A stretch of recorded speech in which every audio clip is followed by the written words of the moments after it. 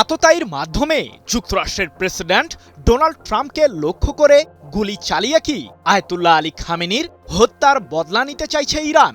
যুক্তরাষ্ট্রের আইন শৃঙ্খলা বাহিনীর শীর্ষ কর্মকর্তাদের উপস্থিতিতেই ট্রাম্পকে লক্ষ্য করে গুলি চালানোর অভিযোগ উঠেছে কোল টমাস অ্যালেন নামের এক ব্যক্তির বিরুদ্ধে, যার ফলে ট্রাম্পের নিরাপত্তা বলয়কে ঘিরে ব্যাপক উৎকণ্ঠা বিরাজ করছে হোয়াইট হাউসে।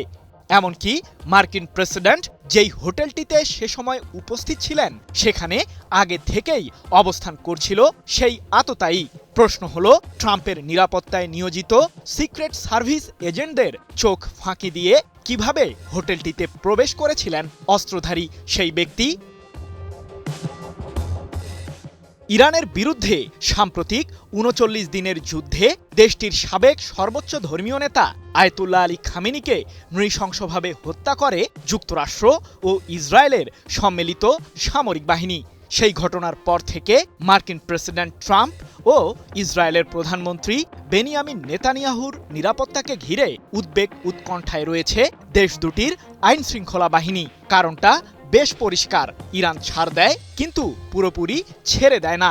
এরই মাঝে বেশ কয়েকবার তেল আবিব শহরে থাকা নেতানিয়াহুর কার্যালয়কে লক্ষ্য করে মিসাইল হামলা চালানোর দাবি করেছিল ইরানের সামরিক বাহিনী, কিন্তু প্রতিবারের মতো তাতে প্রাণে রক্ষা পান ইসরায়েলের আগ্রাসী শাসক।